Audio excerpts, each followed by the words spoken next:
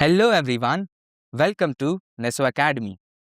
Till now we have completed entity, architecture and configuration declaration. Now consider if you are writing a big VHDL design. Will you write the same code again and again? For example, same functions, same constant values and same data types? Will you repeat them in every file? Well, that's not a good practice. So, what should we do? We should write all these common things at one place and reuse them whenever needed.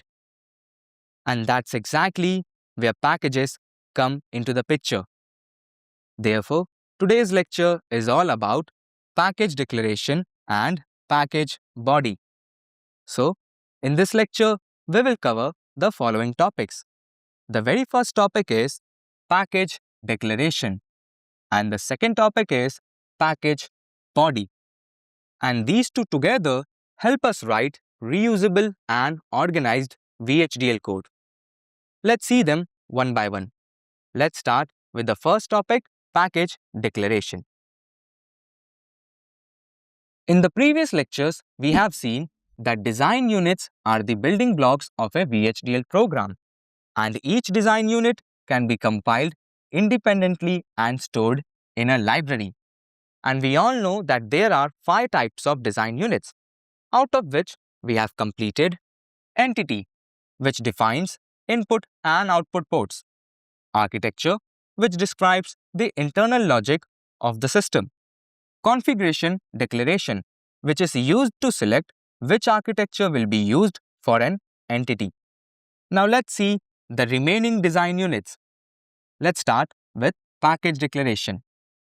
So, package declaration stores reusable items like data types, constants, functions, etc.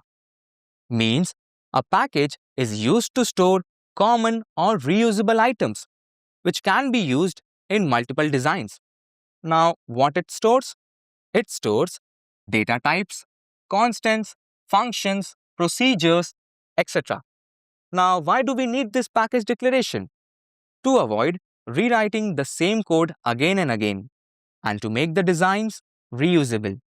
So overall, package declaration specifies what is available to use. Now this is very important point. Package declaration only declares what is available and not the internal logic. Now let's see the code of package declaration. The code starts with a keyword package. Package keyword defines a package, means keyword package is used to start a package. And for this package, I have taken the name my underscore package. And we all know that keyword is helps to initialize, means is starts the package. Overall, first line defines the package name. Now, package declaration stores reusable items like data types, constants, functions, etc. And for example, I want to store a constant and a function inside this package. Let's see how to do that. First, a constant value. To declare a constant value, we will use a keyword constant. Constant keyword defines a value that cannot change, means constant keyword is used to define a constant value. Width is the name of the constant. I have taken width as my constant name. Now what we want here to assign a fixed value, example integer 8, to this constant. How to do that? Using a keyword integer. Integer keyword defines a data type, and colon equals to is the variable assignment operator. It is used for immediate variable assignment, means we can assign a fixed integer value 8 to this constant width. And we already know that colon is used to assign the values of right side to the left side. Overall, constant named width is declared with a fixed integer value 8. So I hope you understand how to declare a constant value inside a package. Now let's see how to define or declare a function inside this package. Now we all know what is function. Function is a reusable block of code that take one or more input parameters, performs a calculation, and return a fixed output value. To declare a function, we will use a fixed keyword, function.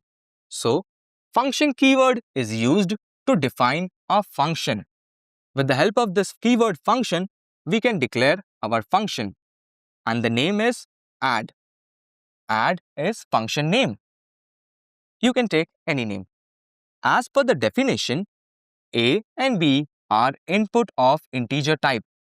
Means we are taking integer A and B as our input parameters. And this function will return the integer as output. The keyword return specifies the output type, which is integer. Overall, we are defining a function named add, which take inputs A and B as integer type and will return another integer as output. Now our function is defined. We can end this package using the keyword end and the name of the package my underscore package. Now for this constant width, we don't need any internal logic because we already assigned a fixed integer value 8 to this constant. But for this function declaration, the internal logic is not defined yet. Where we define this internal logic? Inside the package body. Now we are done with our first topic, package declaration. Let's see the second topic, package body. Package body defines the actual implementation of functions. Means package body defines the actual implementations of items declared inside the package. And package body completes the package with working code. As package declaration alone is not enough because without package body, functions won't have any working logic. Now let's see the internal logic or how to write the logic inside the package body. Let's see the code. The code starts with the keyword package body. The keyword package body helps to start our package. The name of the package, my underscore package, must be same with package declaration to avoid any compiler error. We all know the use of keyword is. Is used to move inside the body. Overall, first line defines the package body. Now, for the function's logic, we need to write the function declaration first. The same function name add with same input parameters. And the keyword is used to move inside this function's body. The body starts with the keyword begin, which starts the logic. And what is the logic? Logic is to return addition of inputs A and B. After logic is defined, we can end this function with the keyword end and the name of the function add. In the same way, we can end this package body with the same keyword end and the name of the package my underscore package. So, I hope you understand the syntax of package body.